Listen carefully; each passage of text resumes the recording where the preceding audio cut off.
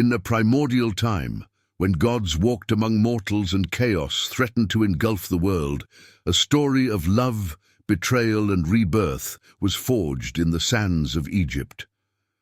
Osiris, the benevolent king, brought fertility and order to the lands of the Nile, while his dark brother Set, jealous and destructive, longed for the throne and unleashed chaos.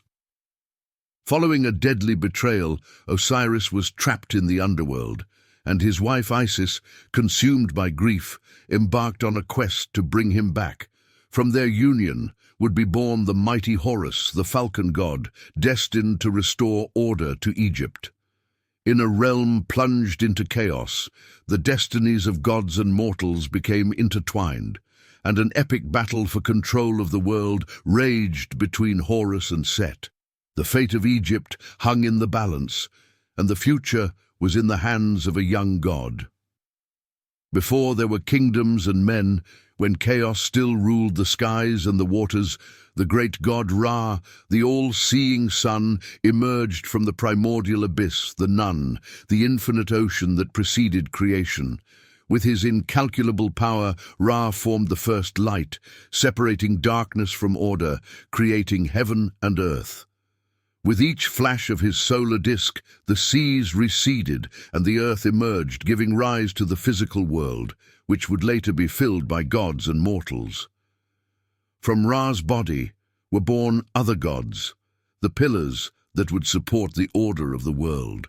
Shu, the air, and Tefnut, moisture, were the first inseparable brothers who with their union brought into the world Geb, the earth, and Nut, the starry sky.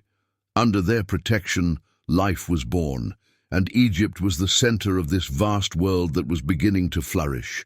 Osiris, the eldest son of Geb and Nut, was destined from birth to rule over men, to guide them with justice and to establish divine laws that reflected the balance between the gods and the earth. But although his destiny was great, so was that of his younger brother, Set, born with a wild and destructive will. Within him dwelt the chaos that Ra himself had banished, but which still had to exist if order was to be appreciated. Osiris ascended the throne of Egypt after Ra's approval, and his reign was marked by abundance and splendor. The people, previously primitive and scattered, learned the arts of agriculture, construction, and law. Osiris, with the scepter of Ra in hand and the whip of divine authority, brought to civilization the knowledge of wheat and the secret of wine, teaching mortals to live in harmony with the seasons of the Nile. Isis, his wife, was not only his consort, but the goddess of wisdom, magic, and motherhood. Together, they created a realm where harmony and growth flowed with the cycle of the river, an earthly reflection of the cosmic order Ra had established. The Nile, which waxed and waned with the precision of the heavens, kept humanity in a state of peace, and life thrived under the benevolent eye of Osiris.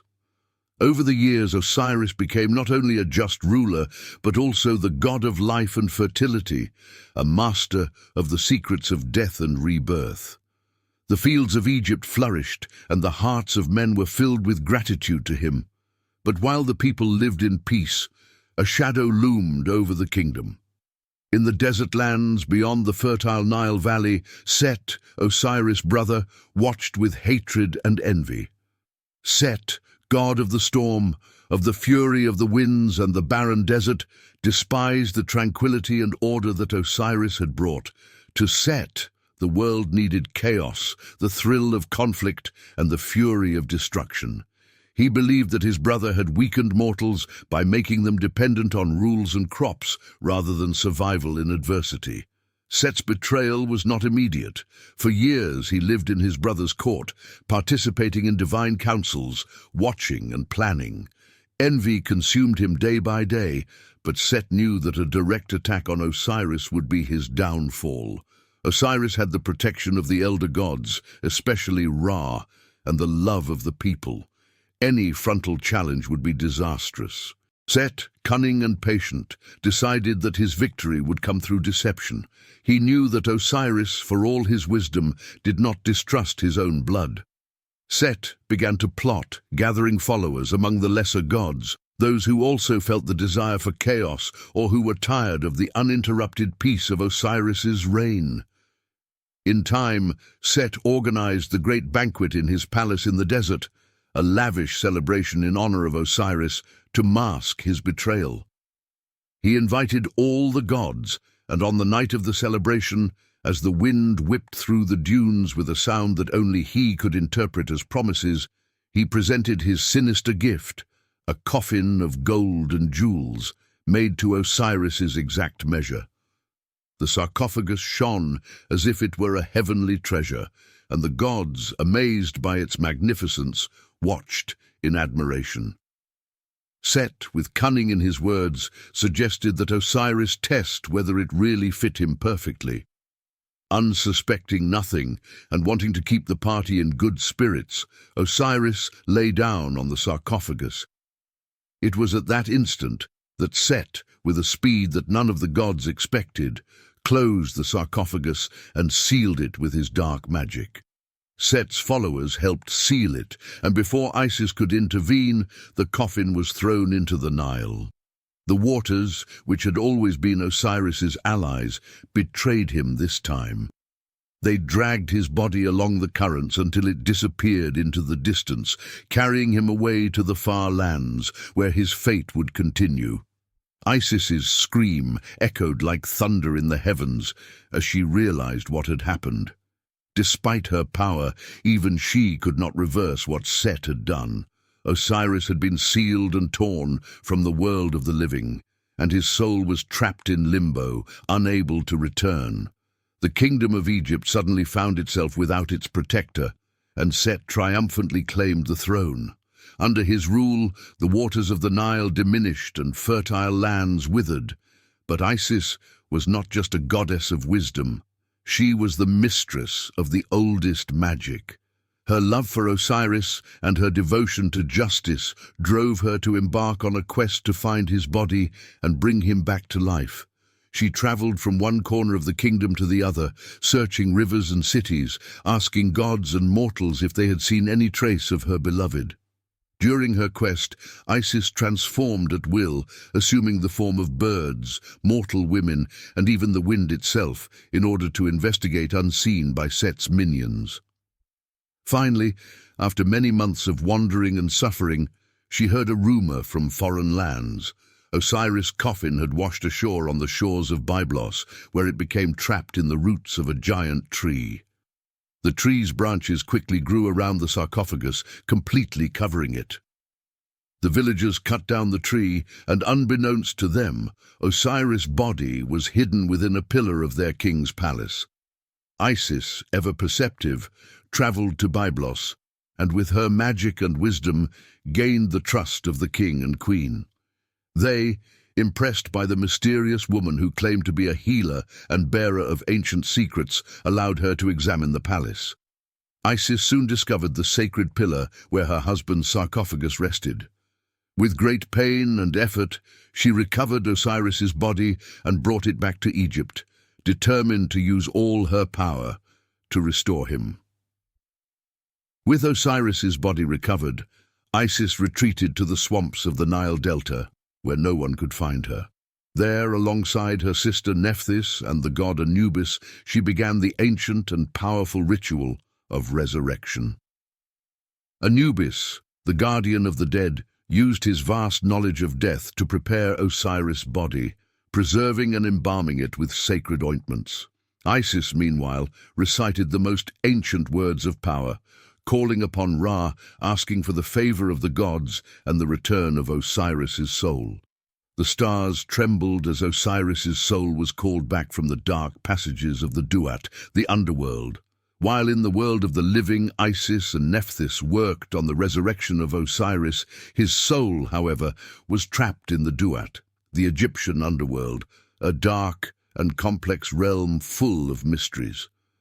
The Duat was not simply a place of shadows and gloom, but a vast dimension of trials, dangers, and judgments which the dead had to pass through to reach their final destiny. In the Duat, Osiris found himself before a vast landscape of underground rivers, black mountains and creatures that were a reflection of the chaos that lurked in creation. Anubis, the god of the dead, awaited him at the edge of the Hall of Judgment, a sacred space where the souls of the deceased had to be weighed on the scales of justice. In the center of the room, Ma'at, the goddess of truth and balance, waited with her feather, symbol of universal justice. On the other side, a colossal symbol of evil lurked, Amit, the devourer of souls, a beast, half crocodile, half lion, waiting to consume those hearts that failed the test of judgment. Osiris knew that in order to return to life and complete his destiny, he had to pass this test like every mortal. Anubis took his heart and placed it on one side of the scale, while on the other side he placed Ma'at's feather. Everything was in cosmic balance. The memories of Osiris, his goodness and justice during his reign, and his sacrifice for Egypt weighed on the scale, balancing the chaos that Set had left in his life. As the scales leveled, Anubis nodded in sign that Osiris had passed the test. With this, Osiris was not only allowed to return to the living for a limited time, but was also granted a new destiny. He would be king of the dead and rule the Duat for eternity.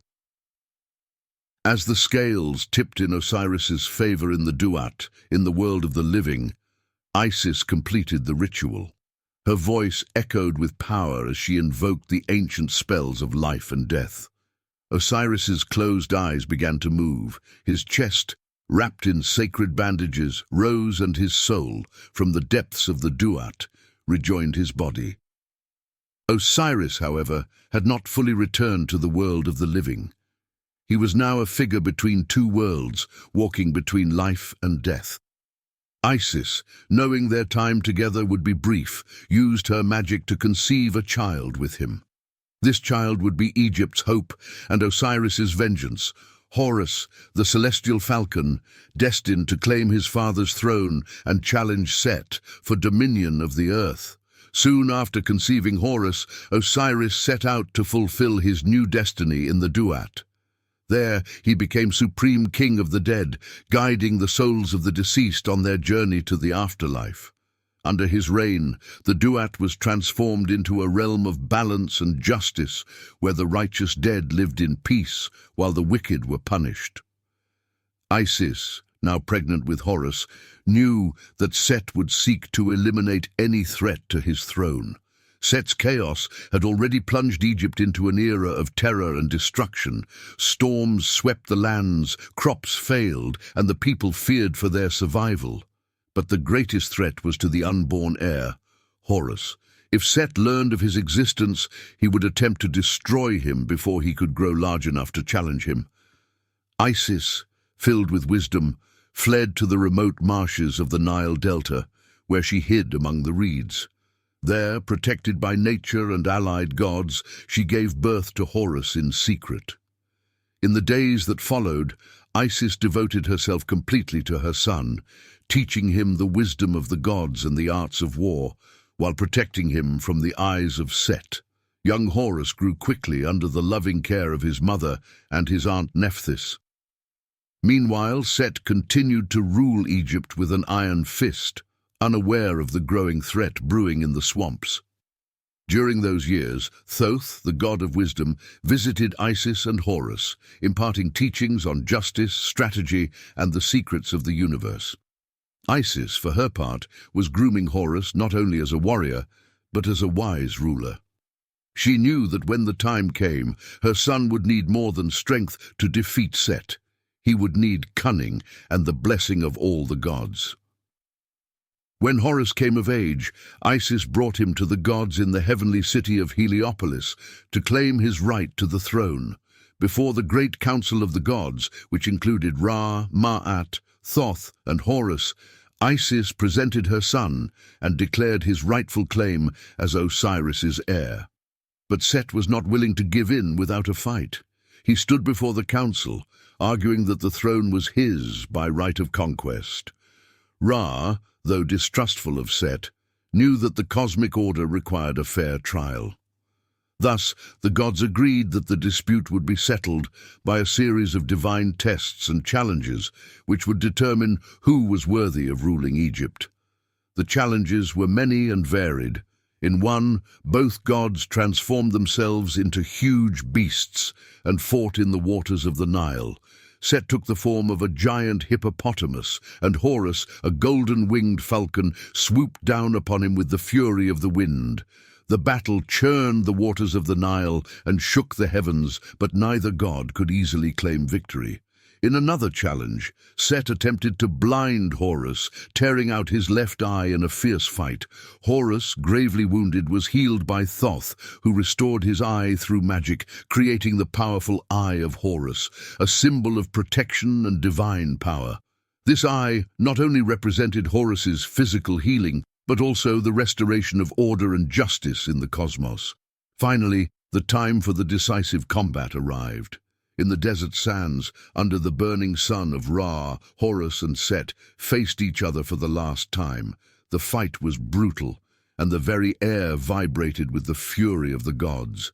Set, master of chaos, called down storms and fierce winds to destroy Horus, but the young god, filled with the strength and justice of his father, resisted every attack.